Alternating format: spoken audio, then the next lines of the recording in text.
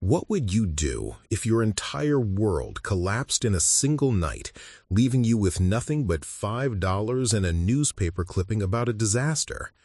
This is the true story of an engineer who lost everything when the very thing she built turned against her. Everyone said she was finished, that her career, her reputation, her future were all washed away forever. Everyone except her.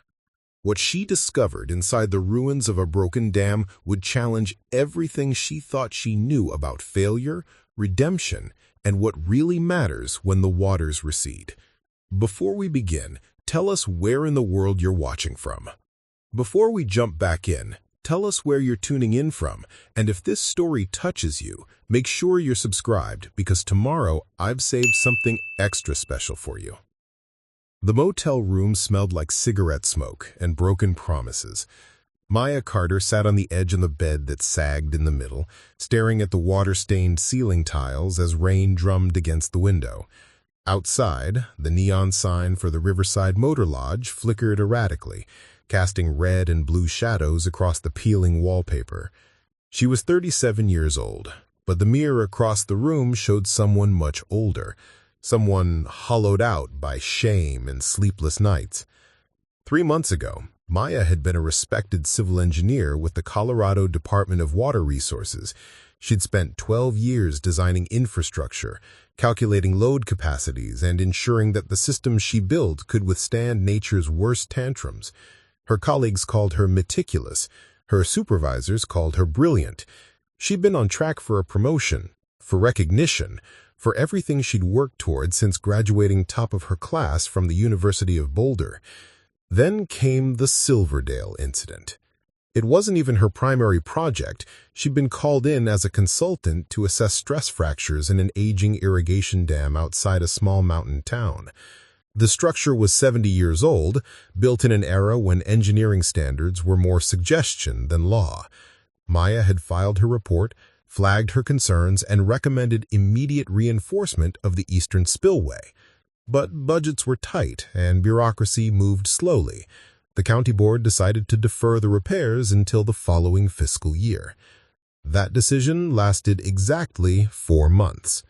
The spring melt came early and heavy that year. Snowpack in the Rockies released all at once, sending torrents of water cascading down into the valley. The Silverdale Dam, already compromised, began to groan under the pressure. At 2:47 a.m. on a Tuesday, in April, the eastern spillway gave way. 3 million gallons of water exploded through the breach, roaring down into the sleeping town below. 12 people died that night. 43 homes were destroyed. The downtown district, such as it was, became a river of mud, splintered wood, and shattered lives. Maya wasn't there when it happened. She was asleep in her apartment in Denver, 2 hours away. But when her phone started ringing at dawn, when she saw the news footage of the devastation, when she heard her name mentioned in the same breath as negligence and inadequate assessment, her entire world imploded. The investigation took 6 weeks. In the end, the official report cleared her of direct fault. The failure was attributed to decades of deferred maintenance, insufficient funding, and a cascading series of administrative oversights that predated her involvement by years. But official reports don't matter when 12 people are dead. They don't matter when reporters camp outside your apartment. They don't matter when former colleagues stop returning your calls, when job interviews end in polite rejections, when your own mother asks if you're sure you did everything you could have. Maya resigned before they could fire her. Not that they would have, legally, but the pressure was unbearable. She'd become a symbol of failure, a cautionary tale whispered in engineering departments across the state. The woman who missed something. The expert who wasn't expert enough. She sold her furniture to pay the lawyer fees, moved out of her apartment, spent her savings on a used Honda Civic that coughed black smoke whenever she pushed it past 60. For weeks, she just drove, following highways that led nowhere in particular, sleeping at rest stops and cheap motels, trying to outrun the weight of what had happened. Now she was here, somewhere in rural Montana, in a town so small it barely registered on her GPS. The Riverside Motor Lodge was $38 a night, and she had exactly $43 left to her name. After tonight, she'd be down to $5. Maya pulled out her phone and scrolled through old photos. There she was at a ribbon-cutting ceremony, smiling beside a newly completed water treatment facility. There she was with her team, hard hats on, standing in front of a bridge they'd just finished inspecting. There she was at her college graduation, her father's arm around her shoulders, both of them beaming with pride. She locked the phone and set it face down on the nightstand. On the small table by the window sat the only thing she'd kept from her old life besides her clothes and her engineering textbooks, a framed photograph of her father. Thomas Carter had been a structural engineer too, one of the best. He'd taught her to love the elegance of a well-designed beam, the poetry of forces in balance. He died when she was 26, a heart attack in his office, gone before the paramedics arrived. She'd kept working in his honor, kept building, kept believing that structures could be trusted if you just calculated carefully enough. Now she wondered if he'd be ashamed of her. The rain intensified, hammering against the window like it was trying to break through. Maya stood and walked to the glass, pressing her forehead against the cool surface. Down below, the parking lot was a mess of puddles reflecting the motel's neon glow. A semi-truck idled near the edge of the property, its engine rumbling like distant thunder. Her eyes drifted to the newspaper lying on the dresser. She'd picked it up from the motel lobby earlier, not because she wanted to read it, but because it was something to do besides stare at the walls. It was a local paper, thin and cheaply printed, the kind that survived on obituaries and classified ads. One particular ad had caught her attention. It was small, tucked into the back pages between a listing for a used tractor and an estate sale notice. Property auction, county liquidation sale. Birchwood Dam and surrounding land. Condemned structure. Sold as is. Minimum bid, $5. Viewing by appointment. Contact Wallace County Clerk's Office. Maya had stared at that ad for 20 minutes. A dam? Being sold for $5? It was absurd. It was probably dangerous. It was certainly a disaster waiting to be cataloged and forgotten. And yet, something about it gnawed at her. She picked up the newspaper again and read the fine print. The Birchwood Dam was located 40 miles northwest, built in the 1950s as part of a now-defunct irrigation project. It had been abandoned for over a decade after a flood compromised its structure. The land around it was considered worthless, contaminated by years of agricultural runoff and neglect. No one wanted it. No one except the county government, which was desperate to offload the liability. Maya folded the newspaper slowly. Her hands were steady, but her heart was pounding. She thought about Silverdale, about the weight of failure, about the way people looked at her now like she was something fragile and ruined. And she thought about her father, about the way he used to say that every structure tells a story if you know how to listen, that even in collapse, there's information, there's truth. She grabbed her jacket from the chair and her car keys from the nightstand. The rain was still falling, but she didn't care. She walked down the outdoor corridor, her boots splashing through puddles, and knocked on the motel office door. The clerk, a bored-looking man in his 50s, glanced up from his phone. "Yeah?" "Is there a county clerk's office nearby?" Maya asked. He squinted at her. "You mean Wallace County?" "Yeah, it's in town. About 10 minutes that way." He gestured vaguely toward the east. "Why, you in trouble?" "No," Maya said quietly. "I'm trying to get out of it." The next morning, she stood in the sparse lobby of the Wallace County Clerk's office, holding a crumpled $5 bill in her hand. The woman behind the counter looked at her like she'd just asked to buy the moon. "You want to bid on the Birchwood Dam?" the clerk repeated slowly. "Yes," Maya said. "Honey, That place is a death trap. Nobody's been out there in years. You can't even access it without a four-wheel drive, and even then—" "I understand," Maya interrupted. "I want to see it." The clerk sighed and pulled out a battered file folder. "Fine. Sign here. Viewings at your own risk. Auctions next Friday. If nobody else bids, it's yours for $5. Maya signed the form, handed over her information, and walked out into the cold Montana morning. For the first time in months, she felt something other than despair. She felt curiosity. And in the ruins of her life, curiosity was enough to start with. Preparing and narrating this story took us a lot of time, so if you are enjoying it, subscribe to our channel. It means a lot to us. Now, back to the story. The dirt road to Birchwood Dam hadn't seen maintenance in what looked like 15 years. Maya's Honda bounced and scraped over ruts deep enough to swallow a tire, kicking up clouds of dust that coated her windshield in a thick brown film. The wipers only made it worse, smearing the dirt into muddy streaks that obscured her view. She drove slowly, gripping the steering wheel with both hands, following the crude map the county clerk had sketched on the back of a receipt. "Past the old Miller grain silo," the woman had said. "Then left at the fork where the birch trees start. You'll know it when you see it. Can't miss the fence." The landscape around her was beautiful in a desolate way. Rolling hills covered in wild grass, clusters of white birch trees standing like ghosts against the gray sky, and in the distance, the jagged peaks of the Pioneer Mountains cutting into the clouds. This was land that had been worked hard decades ago and then abandoned when the economics stopped making sense.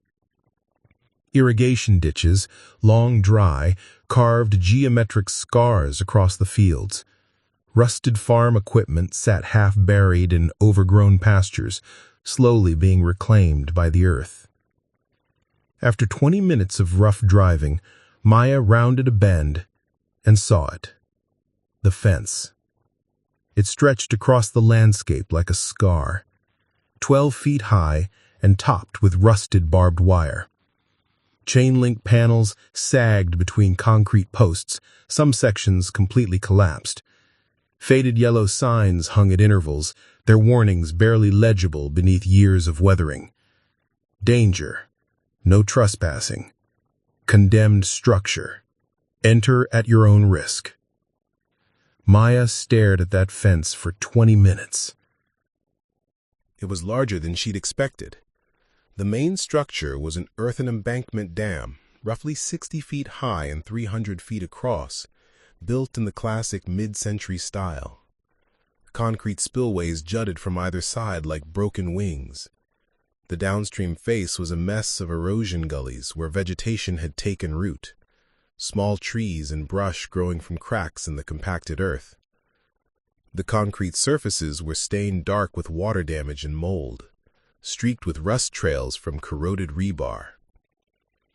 But it was the breach that held her attention. On the northern side, a massive section of the embankment had collapsed entirely. The failure zone was perhaps 80 feet wide, a ragged wound exposing the dam's internal structure. Layers of earth and clay and stone that had once been carefully engineered, but now lay scattered down the hillside like the contents of a split-open body. Water no longer pooled behind the dam. The reservoir basin beyond was empty, just a vast mudflat dotted with dead trees and the foundations of what might have once been a dock or boat ramp. Maya got out of the car. The wind hit her immediately, cold and sharp, carrying the smell of wet earth and decay. She zipped her jacket higher and walked toward the fence, her boots crunching on gravel. There was a gate, or what was left of one. The padlock had been cut years ago, probably for scrappers looking for metal to sell. The chain hung loose, clinking softly in the wind. Maya pushed the gate open. It screamed on its hinges, a sound that echoed across the empty basin. She stepped through. The ground near the dam was treacherous. What looked like solid earth was often just a thin crust over mud. Her boots sank with each step, and more than once she had to grab at tall grass to keep from sliding. As she got closer, the scale of the destruction became clearer. This wasn't just a dam that had failed. This was a dam that had been gutted. Huge chunks of concrete lay scattered at the base of the structure. Rebar jutted out at odd angles, twisted and corroded. The spillway gates were gone entirely, probably salvaged. The access road that once led to the top of the embankment had washed away, leaving only a steep, unstable slope. Maya stopped at the edge of the breach and looked up. From this angle, she could see the full extent of the damage. The failure had originated at the northern abutment, where the dam met the hillside. There were clear signs of seepage damage, internal erosion that had hollowed out the embankment from within until it could no longer support its own weight. When it went catastrophically. She closed her eyes and could almost hear it. The groan of earth under impossible pressure. The first crack. The sudden rush of water finding weakness. The roar as thousands of tons of soil and stone gave way. When she opened her eyes, they were wet. This dam had killed people too. Maybe not as recently as Silverdale, but the county records had mentioned a flood. Lives disrupted, homes lost. The same story, just a different chapter. Maya climbed carefully over the rubble, testing each foothold before committing her weight. Her engineering training kicked in automatically. She noted the soil composition, the evidence of poor compaction in certain layers, the signs of differential settlement. This dam had been doomed from the start. Whoever built it had either been incompetent or working under impossible constraints. She reached what had once been the crest of the dam, the high point where maintenance workers would have walked to inspect the structure. Now it was just a narrow ridge of earth, crumbling at the edges. But the view from here was extraordinary. To the south, the empty reservoir basin stretched for nearly a mile, its bottom cracked into a crazy quilt pattern. To the north, the breach opened onto a valley that sloped gently down toward a creek, now just a lazy trickle through overgrown willows. And beyond that, more hills, more forest, more emptiness. This place was forgotten, completely and utterly forgotten. Maya walked along the crest, her boots leaving fresh prints in the thin layer of soil. Near the center of the dam, where the original control house would have been, she found the foundation. Just a concrete slab, about 20 feet square, cracked and listing to one side. Metal bolts jutted up where equipment had once been anchored. Graffiti covered one section, faded spray paint declaring Tyler was here, 2009, and West Side. She sat down on the concrete, ignoring the cold seeping through her jeans. From here she could see her car, tiny and insignificant against the fence line. Beyond that, nothing but empty country for miles. For a long moment, Maya just sat. She thought about Silverdale, about the 12 people who died. She thought about the investigation, the lawyer meetings, the reporters shouting questions as she walked to her car. She thought about her father, about the last conversation they'd had before he died. He'd asked her what kind of engineer she wanted to be. She'd said, the kind who builds things that last. He'd smiled. That's not really up to you. You can only do your best with what you're given. Sometimes that's enough. Sometimes it's not. But you keep building anyway. She'd been angry at him for saying that. It felt defeatist. Now, sitting on the ruins of someone else's failure, she understood. Maya stood and looked back at the dam.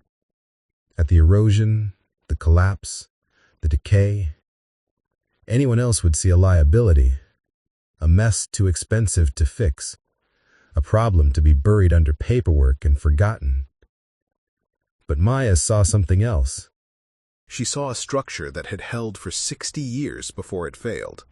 She saw engineering decisions, some good and some bad, frozen in earth and concrete. She saw a story written in sediment layers and stress fractures. And beneath all the ruin, she saw the original vision, the hope that someone had once put into this place, the belief that they could shape the land and make it serve a purpose. It hadn't worked, but they'd tried. Maya pulled out her phone and started taking pictures. She documented the breach, the spillways, the abutments, the erosion patterns. She took notes in her phone's memo app, cataloging damage, estimating original specifications, sketching rough diagrams with her finger on the screen. She didn't know why she was doing this. The dam was condemned. It would never hold water again. The county just wanted it off their books. Nobody cared about understanding how it failed or what could have saved it. But she cared. For the first time since Silverdale, Maya felt the old hunger stirring. The need to understand, to analyze, to solve the puzzle. Engineering wasn't just about building. It was about asking why. Why did this fail? What forces were at work? What could we learn? She spent 3 hours on that dam. She climbed down into the breach and examined the exposed core. She walked the downstream face, mapping seepage zones. She found the outlet works, half buried in silt, and traced the piping system as far as she could. When she finally made her way back to her car, the sun was setting, painting the sky in shades of orange and purple. Her jeans were caked with mud. Her hands were scraped and dirty. But her mind was clear.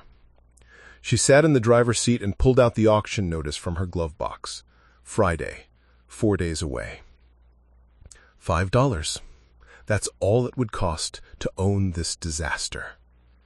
Maya thought about her motel room, about the $43 she had left. She thought about the fact that she had nowhere else to go, nothing else to do, no other future waiting for her. And she thought about what her father would say if he could see her now. He'd probably laugh. Then he'd ask her what she was waiting for. Maya folded the notice carefully and tucked it into her jacket pocket. She started the car, wincing as the engine coughed to life, and turned back toward the long dirt road. She had an auction to prepare for, and maybe, just maybe, a purpose to rediscover. Friday morning arrived cold and gray, the kind of weather that makes everything feel heavier than it should. Maya woke before dawn in her motel room, unable to sleep past 5. She'd spent the last 4 days preparing, though she wasn't entirely sure what she was preparing for. She'd reviewed her photos of the dam dozens of times, made sketches of the structure, and calculated rough estimates of what it would take to make even the smallest repairs. The numbers were staggering, completely beyond her means. But that didn't stop her from calculating. The auction was scheduled at 10 o'clock at the Wallace County Courthouse, a squat brick building that looked like it had been built during the Depression and hadn't been updated since. Maya arrived at 9:30, clutching her $5 bill like a ticket to somewhere she couldn't quite name. The bill was crisp, withdrawn from an ATM the day before, using the last of her checking account balance. After this, she'd have $38 left, enough for maybe 3 more nights at the motel if she ate sparingly. The auction room was smaller than she had expected, just a converted meeting space with folding chairs arranged in rows facing a podium. A banner hung crookedly on the wall, Wallace County Asset Liquidation. The air smelled like old carpet and burnt coffee. Maya took a seat in the back row. There were only 5 other people in the room. An elderly man in overalls who looked like he might be a local farmer, a younger couple dressed in matching fleece vests, holding hands and whispering excitedly, probably out-of-state buyers looking for cheap land, a woman in a business suit typing rapidly on her phone, and near the front, sitting alone, was a man who immediately caught Maya's attention. He was older, maybe in his late 60s, with silver hair swept back from a weathered face. He wore a canvas work jacket and jeans, and there was something about the way he sat, perfectly still, hands folded in his lap, that suggested he'd done this before. He was watching the podium with the quiet patience of someone who knew exactly what he was here for. At precisely 10 o'clock, a county official walked to the podium. He was thin and balding, with glasses that kept sliding down his nose. He shuffled papers nervously and cleared his throat. "Good morning, folks. Thank you for attending the Wallace County liquidation auction. We have several items on the docket today. First up, Lot 17, the Birchwood Dam property and associated land rights. Total acreage is approximately 43 acres, including the dam structure, reservoir basin, and access road. Property is sold as is, with no warranties or guarantees. Buyer assumes all liability. Minimum bid is $5. Do I have $5? Maya's heart hammered in her chest. She raised her hand, feeling ridiculous. $5, she said, her voice barely carrying across the room. The official nodded. $5 from the young lady in the back. Do I have 10? Silence. The couple in fleece vests whispered to each other. The woman in the business suit didn't look up from her phone. The elderly farmer shook his head slowly. Maya exhaled. It was going to be hers. Then the silver-haired man raised his hand. $10, he said calmly. Maya's stomach dropped. She turned to look at him. He didn't look back. His eyes were fixed on the podium, expression unreadable. The official adjusted his glasses. $10 from the gentleman up front. Do I have 15? Maya's mind raced. She had $38 left. She could go higher. But then what? She'd be broke, completely broke. No food money, no gas money, nothing. But something stubborn rose up in her chest. She'd driven out to that dam. She'd spent hours walking its broken spine. She'd felt something there, something she hadn't felt since before Silverdale. She wasn't going to let it go without a fight. 15, Maya said. The man raised his hand again. 20. 25, Maya shot back. Now the other people in the room were turning to watch. The couple in fleece vests exchanged excited glances. The farmer leaned forward in his chair. The official looked between Maya and the silver-haired man. $25. Do I have 30? The man paused. For the first time, he turned in his chair to look at Maya. His eyes were pale blue, sharp and assessing. They locked onto hers for a long moment. Then he turned back to the podium and shook his head. Going once, the official said. Going twice. Sold to the young lady in the back for $25. Maya's hands were shaking as she walked to the front of the room. She counted out $25 in bills, mostly ones and fives, and handed them to the official. He gave her a receipt and a thick folder of documents, property deeds, liability waivers, maps, and historical records. Congratulations, he said dryly. You now own a condemned dam. Please sign here, here, and initial here. Maya signed everything in a daze. When she finished, she turned to leave and nearly collided with the silver-haired man. He'd been standing right behind her, waiting. Excuse me, he said. His voice was rough, but not unkind. Do you have a moment? Maya clutched her folder to her chest. I guess so. He extended a hand. Name's Robert Callahan. People call me Callie. She shook his hand cautiously. His grip was firm, the hands of someone who'd worked with them his whole life. Maya Carter. You're an engineer, Callie said. It wasn't a question. Maya blinked. How did you... The way you bid, the way you're holding those documents, and mostly the fact that nobody else would buy that dam unless they either knew nothing about it or knew exactly what they were looking at. He smiled slightly. You're not the former. Maya didn't know what to say. She glanced toward the door, half expecting this to be some kind of trap, but Callie just stood there, waiting patiently. Why were you bidding? Maya asked. Because I built that dam, Callie said quietly. The room seemed to tilt. Maya stared at him. You what? 58 years ago, I was part of the construction crew. Fresh out of high school, didn't know a damn thing about engineering, but I could swing a shovel and take orders. Spent 18 months on that project. His eyes grew distant. It was supposed to be something special. State of the art, they told us. Gonna bring water to 500 farms, turn this valley into something prosperous. What happened? Maya's jaw tightened. Corners got cut. Budget ran out halfway through.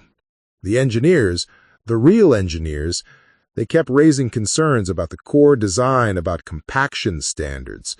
But the project manager wanted it done fast and cheap. We did what we were told, and for a long time it held. He paused. Then it didn't. Maya felt something twist in her chest. The flood. 1997. I was living in Billings by then, but I heard about it. Came back to see the damage. He looked down at his hands. 4 families lost their homes. Nobody died, thank God, but people lost everything, and I'd helped build the thing that took it from them. They stood in silence for a moment. The auction official was packing up his papers. The other attendees had filtered out, leaving Maya and Callie alone in the musty room. I've been trying to buy that property for 15 years. Every time the county puts it up for auction, I bid. I tell myself I'm going to do something with it, fix it somehow, make it right. But I never do. I just want to own it, like that'll somehow absolve me. You bought it. Why did you buy it? Maya hesitated. She thought about telling him the truth, about Silverdale, about the guilt, about needing something to fix because she couldn't fix herself. But instead, she said, I don't know yet. Callie nodded slowly, like that was answer enough. He reached into his jacket pocket and pulled out a Warren business card. I live about 30 miles from here, run a small construction company, mostly residential work these days. If you're planning on doing anything with that dam, if you need help, or just want someone who knows its history, call me. Maya took the card. It was simple, just his name and a phone number printed in faded ink. Why would you help me? Because I've been carrying that dam around for 26 years, and maybe it's time someone else had a chance to do something with it, someone who might actually succeed where I failed.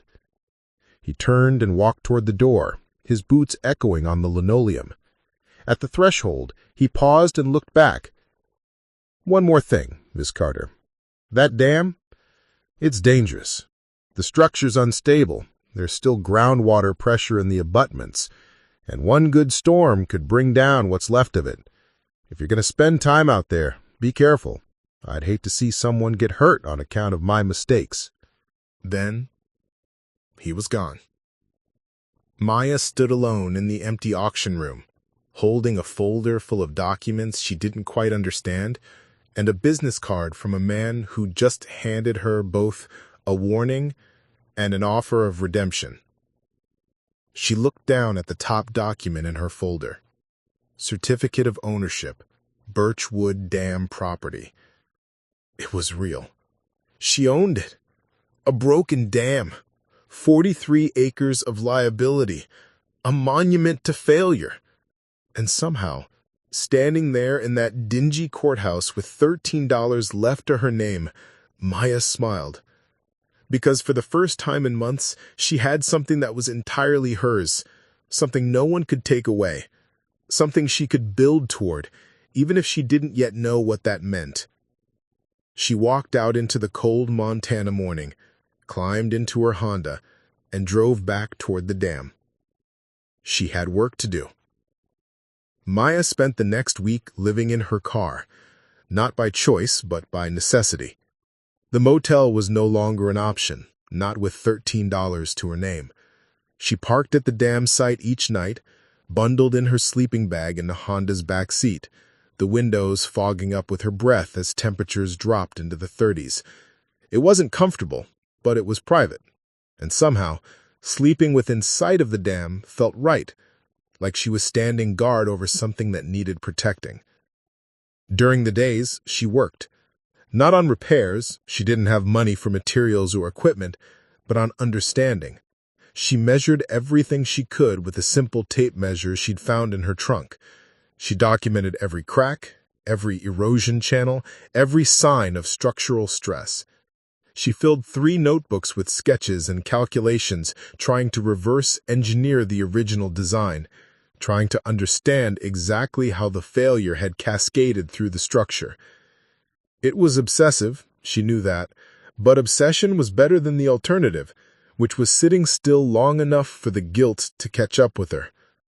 On the 8th day, she drove into town to use the public library's internet. She needed to research soil mechanics to verify some of her calculations.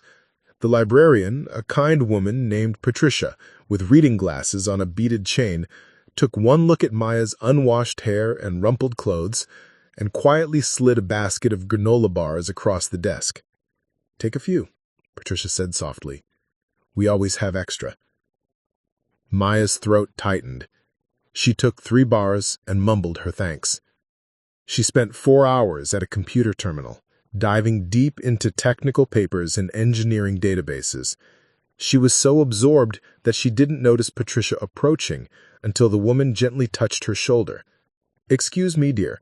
The library closes in 15 minutes. But before you go, this came for you." Maya looked up, confused. "For me?" Patricia held out a large manila envelope. "A gentleman dropped it off this morning, said his name was Callahan, said you'd been working out at the old dam and might not have a mailing address, so he asked if I'd hold it for you." She smiled. "Small town.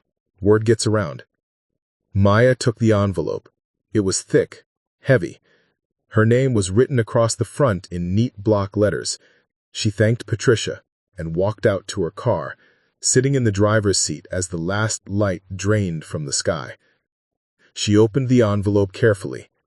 Inside were dozens of documents, photocopies of old blueprints, yellowed and faded, but still legible, construction logs from 1966, inspection reports, photographs of the dam during various stages of construction, men in hard hats standing beside massive earth-moving equipment, the valley still raw and open. And clipped to the top of the stack was a handwritten note on lined paper. "Miss Carter, I thought you might want these. I kept copies of everything from the project. Don't ask me why. Maybe I knew someday I'd need to face what we built. The blueprints show what the dam was supposed to be. The logs show what it actually became. You'll see the differences. You'll understand why it failed. There's also something else in here, an envelope I was given in 1998, a year after the flood. I never opened it. I couldn't. But I think you should have it. Maybe you'll know what to do with it. Callie." Maya's hands trembled as she sorted through the documents. The blueprints were revelation. She could see immediately where the original design had been compromised. The core was supposed to be a carefully layered clay system with drainage blankets and filter zones. What had actually been built was far simpler, cheaper, and fatally flawed. The inspection reports told the same story. Engineers raising red flags, project managers overruling them, budgets shrinking, timelines compressing. It was Silverdale all over again. Different decade, different structure, same pattern. Good intentions crushed by economic reality. At the bottom of the stack was a separate envelope, smaller, sealed. It was addressed in shaky handwriting. "To whoever fixes the Birchwood Dam, if anyone ever does." Maya's breath caught. She turned the envelope over. The seal was still intact, a small piece of tape yellowed with age. She carefully opened it. Inside was a single sheet of lined notebook paper, the kind kids used in school. The handwriting was large and careful, each letter formed with concentration. "My name is Daniel Morrison. I am 11 years old. I lived in the house by the creek before the flood came. The water took our house away in the middle of the night. My mom got me and my sister out, but we lost everything. Our dog, Bailey, drowned. I found him 3 days later in a tree. That was the worst day of my life." I'm writing this because my teacher said it helps to write about bad things that happen. She said maybe someone will read it someday and understand. I don't hate the dam. I know that sounds weird. My dad says I should hate it. But I don't think the dam was trying to hurt us. I think it was just broken, and nobody fixed it in time. If you're reading this, maybe you're the person who's going to fix it. Maybe you're going to make it so it can't hurt anyone else.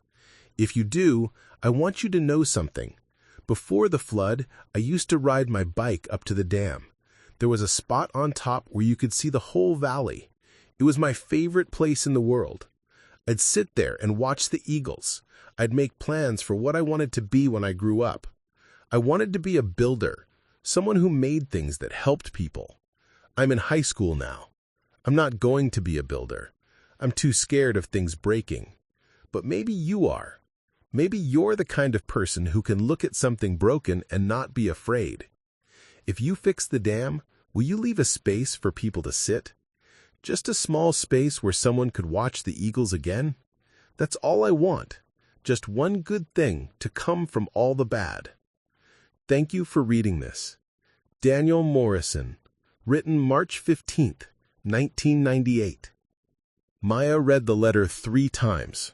By the 3rd time, tears were streaming down her face, dripping onto the paper. She set it down carefully on the passenger seat and pressed her palms against her eyes. This boy, this Daniel, he'd lost everything. His home, his dog, his dreams. And he didn't hate the dam. He didn't hate the engineers. He just wanted someone to care enough to make it right. Maya thought about the 12 people who died in Silverdale. She'd never met their families, never read their stories. The lawyers had advised against it, said it would complicate things. She'd listened.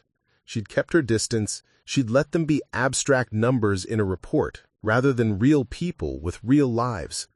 But Daniel wasn't abstract. His handwriting was right there, the careful loops and lines of a child trying to process trauma. He'd written this letter 17 years ago. He'd be in his late 20s now. Maybe he'd left Montana. Maybe he'd found peace.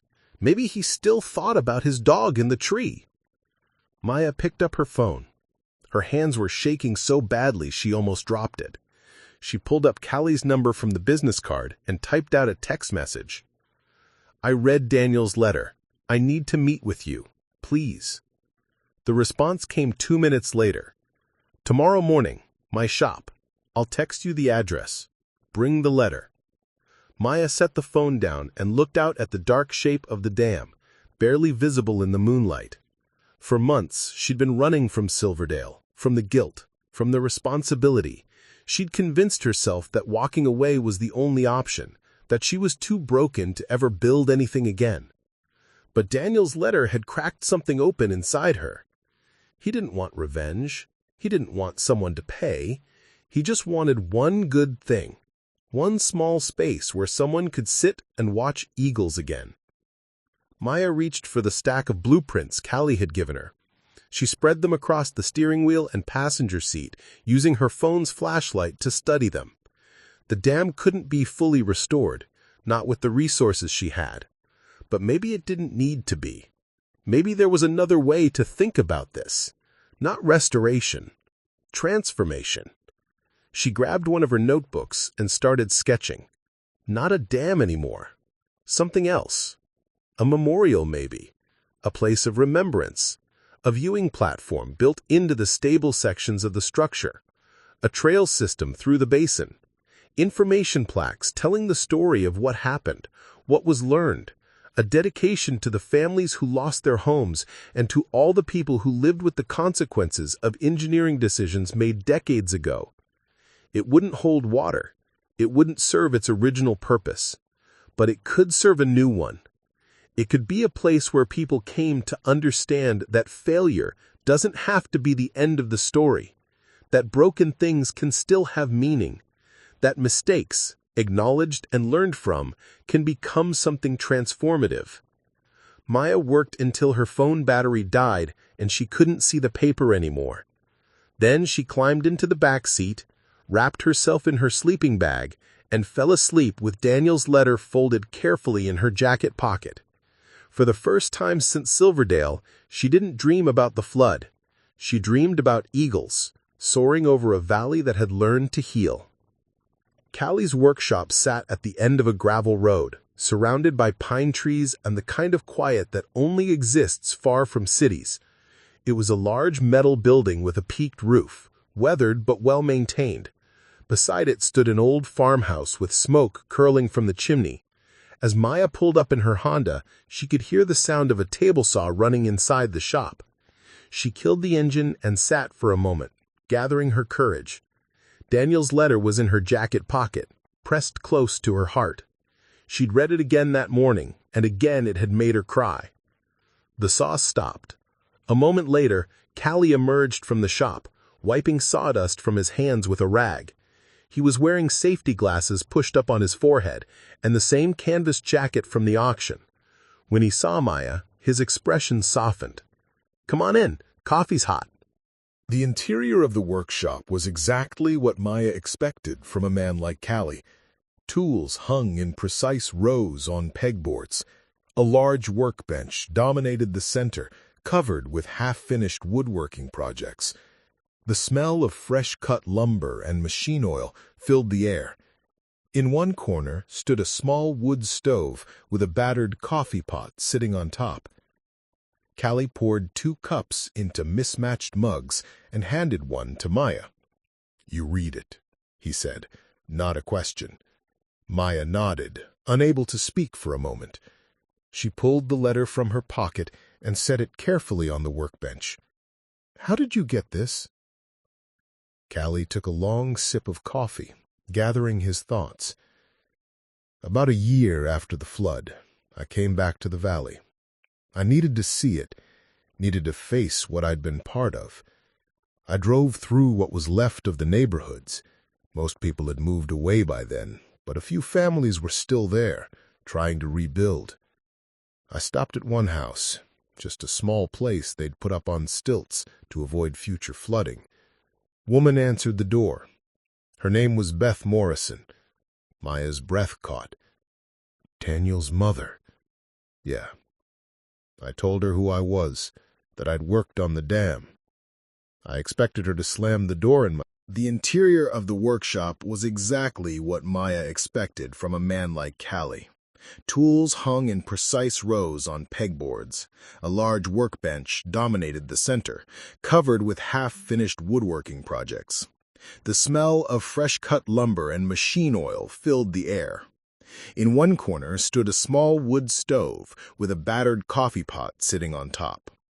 Callie poured 2 cups into mismatched mugs and handed one to Maya. "You read it," he said, not a question. Maya nodded, unable to speak for a moment. She pulled the letter from her pocket and set it carefully on the workbench. "How did you get this?" Callie took a long sip of coffee, gathering his thoughts. "About a year after the flood, I came back to the valley. I needed to see it, needed to face what I'd been part of. I drove through what was left of the neighborhoods. Most people had moved away by then, but a few families were still there, trying to rebuild.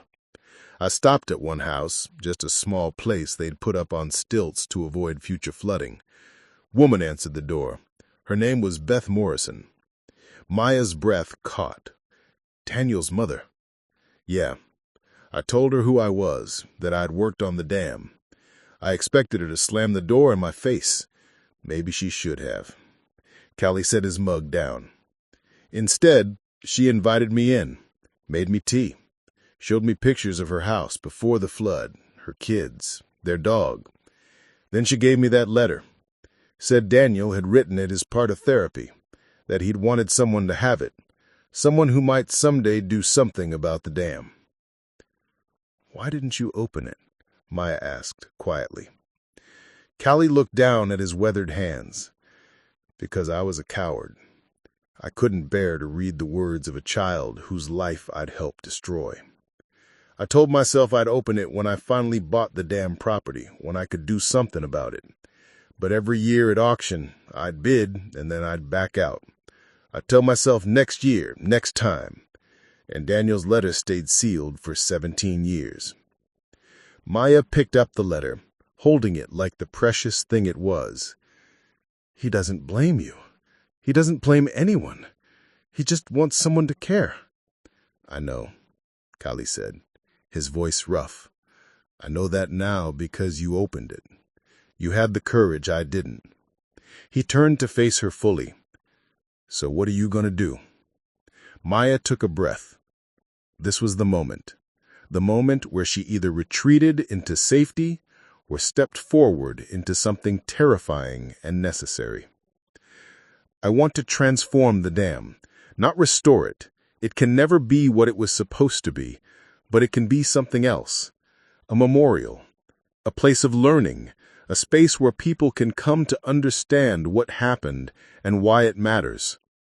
She pulled out her notebook and opened it to the sketches she had made the night before.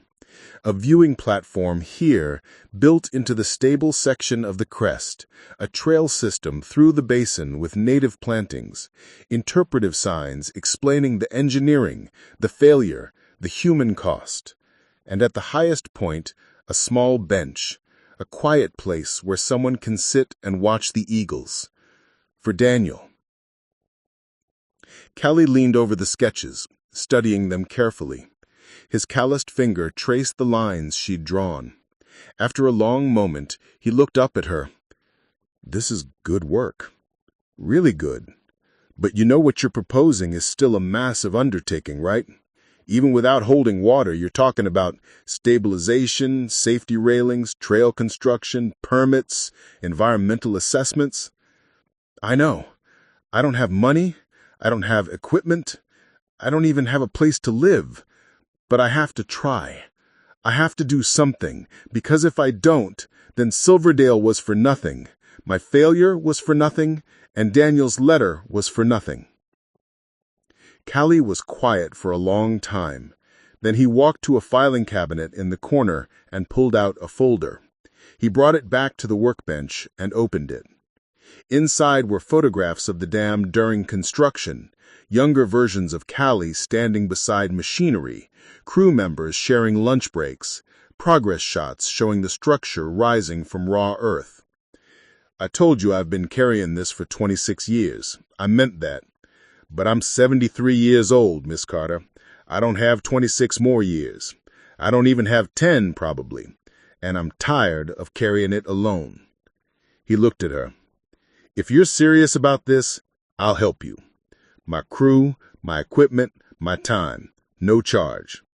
Maya's eyes widened. I can't ask you to... You're not asking. I'm offering. He tapped the sketches. This is the first real plan I've seen for that place in decades. It's honest. It honors what happened without trying to erase it. That's more than the county ever did, more than I ever did. So yes, I'll help. On one condition. What condition? Callie picked up Daniel's letter. We find him. Daniel Morrison. We tell him what we're planning. And if he wants to be involved, we make space for him. This is his vision as much as yours. He deserves to see it happen. Maya felt tears prickling her eyes again. She nodded, not trusting her voice. Good, Callie said. He extended his hand. Partners, then. Maya shook it. His grip was strong, steady, the handshake of a man who kept his promises. Partners. Over the next 2 hours, they worked through the logistics. Callie had a small excavator and a dump truck. He had safety equipment, scaffolding, and decades of construction experience. Maya had engineering knowledge, design skills, and a stubborn refusal to quit. Together, they began to map out a realistic timeline. Phase 1 would be safety stabilization, making sure the remaining structure wouldn't collapse. Phase 2 would be the viewing platform and trail system. Phase 3 would be the interpretive elements and Daniel's bench. It would take months, maybe a year. It would be hard physical work, but it was possible. As they talked, the door to the workshop opened. A woman in her 50s stepped in, carrying a covered dish. She had kind eyes and silver-streaked brown hair pulled back in a braid. Callie, I thought you might want to bring your guest some lunch before She stopped, seeing Maya. Oh, you're already here. Good. Callie smiled, the first real smile Maya had seen from him. Maya Carter, this is my wife, Susan. Susan, this is the woman who bought the dam. Susan set the dish on the workbench and studied Maya with a frankness that was startling. The dam he's been obsessing over for a quarter-century? That's the one, Maya said. Susan nodded slowly, then, to Maya's surprise, she pulled her into a hug. It was brief, but fierce. Thank you, Susan whispered. Thank you for giving him a chance to make peace with it. When she pulled back, there were tears in her eyes. Now sit down and eat. You look like you haven't had a proper meal in weeks. Maya wanted to protest, but Susan was already uncovering the dish, revealing a still warm casserole. The smell of cheese and vegetables and home-cooked food made Maya's stomach clench with hunger. She couldn't remember the last time someone had cooked for her.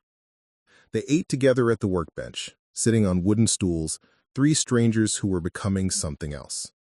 Susan asked questions about Maya's engineering background, about her plans for the dam, about where she was staying. When Maya admitted she'd been sleeping in her car, Susan's expression hardened with determination. Absolutely not. We have a guest room. It's small, but it's warm, and it has a bed. You'll stay with us while you work on this project. Maya opened her mouth to refuse. She couldn't accept charity. She couldn't impose. But Callie put a hand on her arm. Let people help you, Miss Carter. I spent decades refusing help because I thought I had to carry my guilt alone. Don't make the same mistake. Maya looked at these two people, these strangers who were offering her not just help, but grace. She thought about Daniel's letter, about how he didn't want revenge or payment. He just wanted someone to care enough to create something good from something broken. Okay, Maya said softly. Thank you. I'll stay. Susan squeezed her hand. Good. Now finish eating. We have work to do. That afternoon, Callie and Maya drove out to the dam together in his pickup truck. He brought surveying equipment and safety gear. They spent hours walking the structure, Callie pointing out the original construction methods, explaining what had been done right and what had been compromised. He showed her where his crew had worked, where he had personally poured concrete for the spillway footings. He was just a kid, he said, standing at the breach site. I didn't understand what we were building. I just knew it was a job, a paycheck. But I should have known. I should have asked more questions. You can't carry responsibility for decisions others made, Maya said. Callie turned to her. Neither can you. They stood there in silence, two people connected by the weight of structures that had failed, by the knowledge that engineering isn't just mathematics and materials, it's human judgment, fallible and flawed. As the sun began to set, painting the sky in shades of amber and rose, Maya looked out across the empty basin. She could see it now, the vision taking shape. Trails winding through restored wetlands, native grasses swaying in the breeze, a platform where visitors could stand and understand the fragility of human systems and the resilience of nature. And at the top, a simple bench, a place to watch eagles. We can do this, Maya said. Callie nodded. Yes, we can. The search for Daniel Morrison took 3 weeks. 3 weeks of dead ends, disconnected phone numbers, and outdated addresses. Maya worked on the dam during the days, helping Callie with the initial stabilization work, clearing debris and reinforcing the most dangerous sections of the remaining structure, but every evening she sat at the Callahan's kitchen table with her laptop, searching. She started with public records, property databases, anything that could give her a lead. The Morrison family had left the valley in 1999, 2 years after the flood. After that, the trail went cold. No forwarding addresses, no social media profiles she could find. It was like they wanted to disappear, and Maya couldn't blame them. Then Susan had an idea. She said, "Try the high school," she said one evening, setting a cup of tea in front of Maya. Small towns keep better records than you'd think. If Daniel graduated from Wallace County High, they might have alumni information. The next morning, Maya drove to the high school. It was a low brick building with a faded mural of a cougar, the school mascot, painted on one wall. Inside, the halls smelled like floor wax and teenage anxiety. The front office was staffed by a woman named Margaret, who'd worked there for 34 years and seemed to know every student who had ever walked through the doors. Daniel Morrison, Margaret repeated, her fingers flying across an old keyboard. Class of 2005. Yes, I remember him. Quiet boy, very bright, kept to himself mostly. She squinted at her screen. We have an alumni contact form. He updates it every few years. Looks like he's living in Seattle now. Works for an environmental consulting firm. Maya's heart leaped. Can you give me his contact information? Margaret hesitated. I can't give out personal details, privacy rules, but I can forward a message to him through the alumni system if you'd like to write one.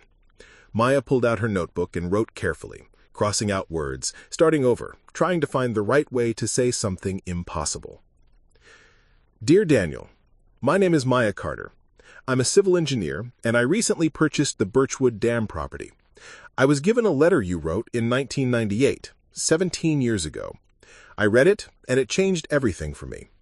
I'm writing because I want to honor what you asked for in that letter. I'm working with the man who helped build the dam to transform it into a memorial and educational site. We want to create a place where people can understand what happened and learn from it. And we want to build the bench you asked for, the place where someone can sit and watch the eagles. But we can't do this without talking to you first. This is your story as much as ours. If you're willing, I'd like to meet with you. Please contact me at the number below. With deep respect, Maya Carter. She read it 3 times, then handed it to Margaret, who typed it into her system and hit send. He checks his alumni email maybe once a month, Margaret warned. Might take a while to hear back. Maya thanked her and left, trying not to feel discouraged. A month felt like an eternity. But 4 days later, her phone rang. Unknown number, Seattle area code. Hello? Maya answered, her hand shaking. Is this Maya Carter? The voice was male, careful, with a slight hesitation. Yes, is this Daniel? A long pause. Yeah, I got your message. I almost didn't call. I haven't thought about that letter in years. I barely remember writing it. Maya sat down on the Callahan's porch steps, gripping the phone. I understand if you don't want to be involved. I know what happened at the dam caused you tremendous pain, but I wanted you to know that someone is finally listening to what you asked for. You really bought that place? Daniel asked. For $5? 25, actually. There was a bidding war. He laughed, a short, surprised sound. God, that's absurd. That whole place should be bulldozed. Maybe, Maya said carefully. Or maybe it can become something different, something that acknowledges what happened and creates space for healing. Silence stretched between them. Maya could hear traffic noise in the background, the distant sound of a siren. Tell me about you, Daniel said finally. Why does an engineer buy a condemned dam? Maya took a breath, and then she told him. About Silverdale, about the 12 people who died, about losing her career, her reputation, her sense of self, about finding the dam and seeing in it a mirror of her own failure, about reading his letter and understanding that maybe, just maybe, broken things could still have purpose. When she finished, Daniel was quiet for a long time. You felt responsible, he said softly, even though it wasn't really your fault. Yes, I know that feeling. For years after the flood, I thought, if I just paid more attention to the weather, if I'd woken up earlier, maybe I could have saved Bailey, my dog. I used to dream about it every night. I'm so sorry, Maya whispered. It wasn't your fault, what happened at Silverdale, just like the dam wasn't really my fault. But we carry it anyway, don't we? The weight of things that broke. We do. Another pause. Then Daniel said, I want to see it, the plans, what you're proposing. Can you send them to me? Maya's heart soared. Yes, absolutely. I'll scan everything tonight. And, Miss Carter, thank you for reading the letter, for caring. I didn't think anyone ever would. That night, Maya scanned every sketch, every blueprint, every note she and Callie had made. She sent them in a detailed email, along with a timeline and photographs of the current site. Then she waited, pacing the Callahan's guest room, unable to sleep. Daniel's response came at 2 in the morning. She heard her phone buzz and grabbed it instantly. The email was long. He'd gone through every document, every plan. He had questions, suggestions, ideas. He pointed out places where native plants could be incorporated, species that had once thrived in the basin before the dam was built. He suggested interpretive elements about riparian ecosystems, about the balance between human needs and environmental systems. And at the end, he wrote, "I'll come out there. I can take a week off work next month. I want to help build this. I want to be part of turning something that hurt me into something that matters, if you'll have me." Maya read the email 3 times, tears streaming down her face. Then she typed back a single word, "Yes." The next morning at breakfast, she told Callie and Susan. Susan clasped her hands together, her eyes shining. Callie nodded slowly, his weathered face breaking into a smile that looked like relief. "Then we'd better get to work," he said. "We've got a month to have something real to show him." The work intensified. Callie brought in 2 members of his crew, younger men named Marcus and Joel, who treated the project with surprising reverence once they understood the story.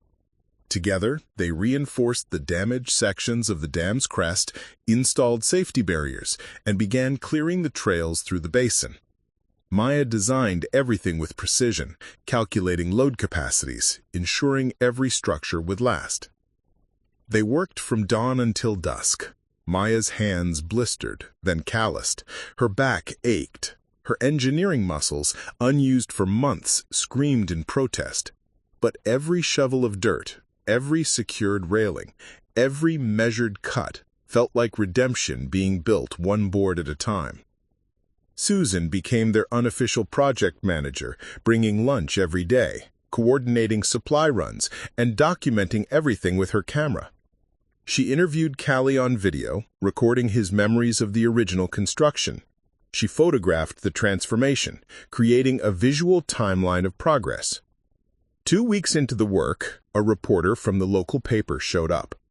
Someone had tipped them off about the unusual project at the old dam. Maya was nervous about the publicity, afraid of reporters after her experience with Silverdale.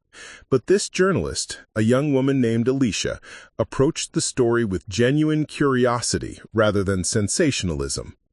"This is about healing," Alicia said, looking at the plans Maya had spread across a makeshift work table. "About acknowledging failure and choosing to build something meaningful from it. That's a story people need to hear." The article ran the following week.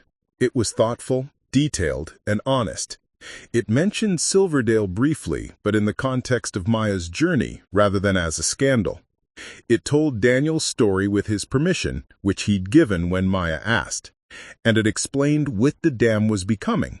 Not a functional structure, but a living memorial to the complexity of engineering, the consequences of human decisions, and the possibility of transformation. The response was overwhelming.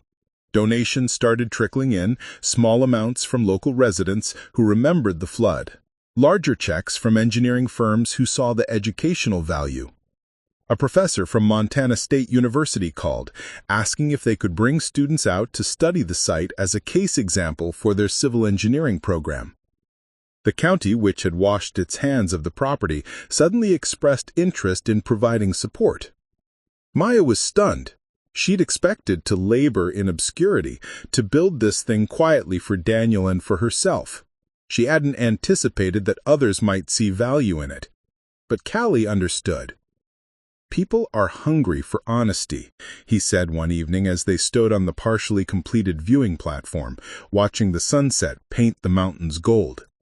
"We live in a world that tries to hide its failures, to bulldoze them, or bury them, or pretend they never happened. What you're doing here is the opposite. You're saying failure is part of the story, that we can learn from it, that broken things still matter." Maya looked out at the work they'd accomplished, the trails taking shape, the interpretive signs being designed, the bench, still unbuilt, but planned down to the last bolt, waiting for Daniel's arrival. "I'm terrified to meet him," Maya admitted. "What if he sees all this and realizes it's not enough? What if it doesn't give him what he needs?" Callie put a hand on her shoulder. "Then it doesn't. But you'll have tried. You'll have shown up. That's more than most people do. 3 weeks later, Maya stood at the small regional airport holding a sign with Daniel's name on it. Her stomach was in knots. Callie and Susan waited beside her, steady presences in her peripheral vision. A man emerged from the baggage claim area. He was in his late 20s, medium height, with dark hair and cautious eyes. He wore jeans and a fleece jacket, and he carried a small duffel bag. When he saw Maya's sign, he stopped. Their eyes met across the airport lobby, and Maya saw in his face the same thing she saw in her own mirror every morning. The weight of something carried too long, and the fragile hope that maybe, finally, it could be set down. Daniel walked toward them slowly. When he reached Maya, he didn't say anything. He just extended his hand. She took it. "Thank you for coming," Maya said. Daniel's grip tightened. "Thank you for caring enough to ask me to." The drive from the airport to the dam took 45 minutes. Daniel sat in the back seat of Callie's truck, mostly quiet, staring out the window at the Montana landscape rolling past. Maya kept glancing at him in the side mirror, trying to read his expression. When they finally turned onto the dirt road leading to the site, she saw his jaw tighten. "Are you okay?" she asked softly. Daniel nodded, but his hands were clenched in his lap. "I haven't been back here since we moved away. 26 years. The truck crested the final hill, and the dam came into view. Daniel leaned forward, his breath catching. It wasn't what he remembered. The breach was still there, that massive wound in the structure's side, but everything else had changed. Where there had been chaos and decay, there was now purpose. The viewing platform extended from the stable section of the crest. Its wooden railings gleamed with fresh stain. Safety fencing lined the accessible areas. Trail markers pointed toward paths that wound through the basin, where native grasses had been planted in careful rows. But it was the bench that made Daniel go to his face. At the highest point of the viewing platform, exactly where he'd described in his letter, sat a simple wooden bench. It was made from Douglas fir, sanded smooth and finished with weather-resistant oil. The back of the bench had a small brass plaque, and even from the truck, Daniel could see his name engraved on it. Callie parked and they got out. Daniel stood motionless, staring at the transformation. Maya waited, her heart pounding, terrified that she'd gotten it wrong, that this wasn't what he'd needed. Then Daniel started walking, not toward the bench, but toward the breach itself. Maya and Callie followed at a distance, giving him space. He stood at the edge of the failure zone, looking down at the valley where his house had once stood. The creek still ran through it, bordered now by willows and cottonwoods that had grown in the decades since the flood. "Right there," Daniel said, pointing to a flat area near the creek. "That's where our house was. Yellow with white trim. My mom planted roses along the front fence. They bloomed every June." Maya came to stand beside him. "I'm sorry you lost that." "Me too." He was quiet for a moment. "But you know what? I can stand here now and remember it without the panic. For years, I couldn't even think about this place without feeling like I was drowning all over again. But this," he gestured to the trails, the platform, the careful restoration around them. "This makes it bearable. Like the place isn't just defined by what it destroyed." They walked together up to the viewing platform. The structure was solid under their feet, engineered to support dozens of people safely. Interpretive signs lined the railings, explaining the dam's history, the engineering principles, the failure analysis, and the human impact. One sign featured a quote from Daniel's letter, with his permission. "I don't think the dam was trying to hurt us. I think it was just broken and nobody fixed it in time." Daniel read it, his fingers tracing the words. "I'd forgotten I wrote that. I was so young." "You were wise," Susan said gently. She'd been hanging back, giving Daniel space, but now she approached with a small box. "We have something for you." Inside the box was a photograph, carefully preserved behind glass. It showed the valley before the dam was built, open grassland with the creek winding through it. Beside it was a more recent photo taken from the same angle, showing the basin as it was now, slowly returning to something like its original state. We thought you might want to see what it's becoming. Not what it was, but what it could be going forward. Daniel took the frame with shaking hands. Thank you. This means more than you know. They spent the afternoon walking the entire site. Daniel had input on everything, suggesting adjustments to the trail system, pointing out where certain wildflowers used to grow, and identifying the exact tree where he'd found Bailey all those years ago. They placed a small marker there, not explicitly stating what it memorialized, but Daniel knew that was enough. As the sun began its descent, casting long shadows across the basin, they gathered at the bench. Callie had brought a small toolbox, and together with Daniel, they made one final adjustment, leveling it perfectly so it sat just right. When they finished, Callie stepped back and looked at Daniel. "I owe you an apology," he said, his voice rough. "I was young, and I didn't ask enough questions when we built this dam. I did what I was told, and that wasn't enough. People lost their homes because of decisions I was part of. You lost your childhood, your dog, your sense of safety. I'm sorry. I'm deeply, profoundly sorry." Daniel looked at this old man who'd carried guilt for longer than Daniel had been alive. "You were just doing your job. You didn't make the budget decisions or override the engineers or cut the corners. You were a kid with a shovel. I could have asked more questions. Maybe. But you're here now. You spent your whole life carrying this, and now you're building something good from it. That's not nothing." He paused. "My mom used to say that healing isn't about erasing what happened. It's about what you build next. You've built something here. We all have." Callie's eyes were wet. He nodded, unable to speak. Maya stood apart from them, watching this exchange. She thought about Silverdale, about the family she'd never met, the apologies she'd never been able to give. She'd convinced herself that she didn't deserve forgiveness, that carrying the guilt was her penance. But standing here, watching Callie and Daniel find something like peace, she understood that guilt without action was just self-indulgence. It was what you did after the failure that defined you, not the failure itself. Daniel sat down on the bench for the first time. He looked out across the valley, toward the mountains turning gold in the evening light. He laughed, a sound of pure wonder. "I can't believe it. I haven't seen one here in decades." "They're coming back. The ecosystem is recovering. The creek is cleaner than it's been in 50 years. Without the dam holding water, the natural flow patterns are returning." So the failure actually helped. In a weird way, the dam breaking let the land heal. Sometimes that's how it works. Sometimes things need to break before they can become what they're supposed to be. They stayed on that bench until the stars came out.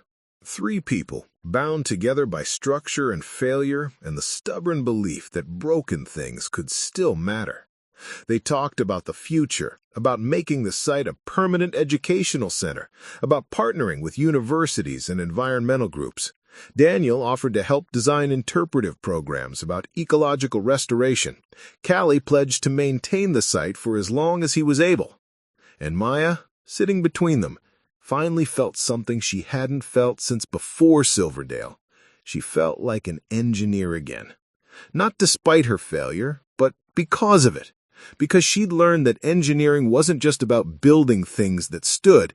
It was about understanding why things fell, learning from those failures, and building something wiser next time. The following morning, they held an informal opening ceremony. The local paper sent Alicia, the reporter. A dozen community members showed up, including some who'd lost homes in the flood. The professor from Montana State brought 3 graduate students, and standing at the back, watching quietly, was Beth Morrison, Daniel's mother. Daniel hadn't known she was coming. When he saw her, he froze. Then he walked to her, and they held each other for a long moment, crying quietly. Maya gave a short speech. She talked about failure, about accountability, about the importance of acknowledging what went wrong while still building toward what could go right.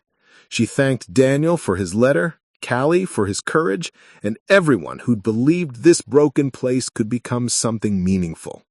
Then she stepped aside and let Daniel speak.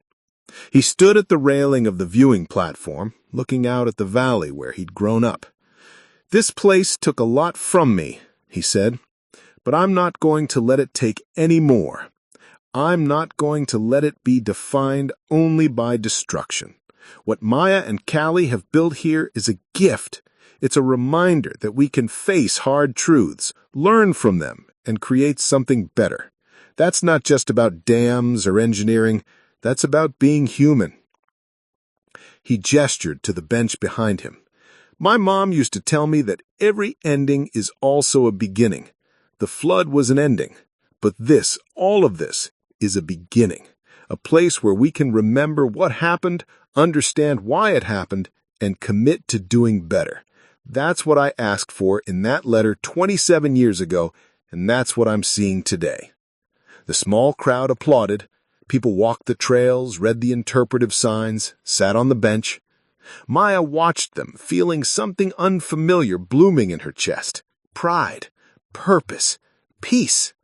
As the afternoon wound down and people began to leave, Maya found herself alone on the viewing platform. She pulled out her phone and composed a text message to her former supervisor at the Colorado Department of Water Resources, the one who'd stood by her during the investigation. "I know it's been a long time. I wanted you to know I'm okay. I found something important to do. Maybe someday I'll tell you about it. Thank you for not giving up on me, even when I gave up on myself." She hit send before she could second-guess it. The sun was setting again, painting the sky in colors that seemed impossible, too beautiful for a place that had seen so much loss. But maybe that was the point. Beauty and tragedy weren't opposites. They were partners in the story of being alive. Maya walked to the bench and sat down. She pulled out a small notebook, the same kind Daniel had used to write his letter all those years ago. And she began to write. "To whoever finds this place years from now, when I'm long gone and this structure is just another piece of history, know that this place was built from failure. Not despite it, but because of it. It was built by people who understood that the worst moments of our lives don't define us unless we let them. We can choose what to build next. We can choose to turn ruins into something that teaches, that heals, that reminds us we're all human and fallible and still capable of creating beauty. I bought this dam for $25, but what I found here was priceless. A purpose, a community, and proof that rock bottom is not an ending. It's a foundation. If you're reading this and you're struggling, if you're carrying guilt or shame or the weight of something that went wrong, please know you can build something good from it. You can transform the ruins. Start with $1, one letter, one choice to show up and try. That's all any of us can do. And sometimes it's enough. Maya Carter, engineer, builder, and believer in second chances. She folded the letter carefully and placed it in a weatherproof box she'd mounted beneath the bench. Future generations would find it someday. Or they wouldn't. Either way, she'd written it. She'd left her mark on this place, not as the engineer who failed, but as the builder who kept going. Maya stood and took one last look at the dam, at the trails, at the valley spreading out below. The flood had washed away homes and lives and a sense of security, but it hadn't washed away hope. It hadn't washed away the human capacity to look at something broken and see possibility. That was what remained. That was what the flood never washed away. And as Maya walked back to Callie's truck, where he and Susan were waiting to drive her home, she felt lighter than she had in years. Not because the guilt was gone, it never fully would be, but because she'd finally learned what to do with it. She'd built something that mattered, and that was enough. Sometimes the most broken places carry the most powerful stories. Maya Carter didn't find redemption in a bank account or a job offer or someone telling her she was forgiven.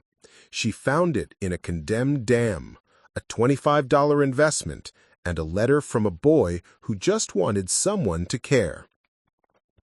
What began as a monument to failure became a testament to transformation.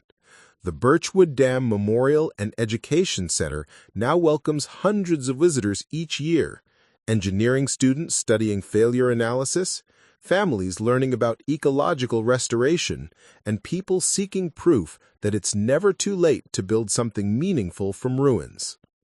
Maya returned to engineering, but in a new way. She now consults on aging infrastructure, helping communities identify and address problems before they become catastrophes. She teaches a course at Montana State on the ethics of engineering, where she uses the Birchwood Dam as her primary case study. Daniel Morrison splits his time between Seattle and Montana, serving on the memorial's board of directors and leading ecological restoration workshops. He and his mother visit every year on the anniversary of the flood, sitting together on the bench, watching eagles. And Callie Callahan, at 74, still maintains the trails and gives tours to anyone who wants to hear the story of how something broken became something beautiful. You don't need perfect conditions to begin again. You just need one reason to keep going, even if it costs your last dollar. Because rock bottom was never the end. It was always just the foundation. Up next, you've got two more standout stories right on your screen. If this one hits the mark, you won't want to pass these up. Just click and check them out. And don't forget to like, subscribe, and turn on the notification bell so you don't miss any upload from us.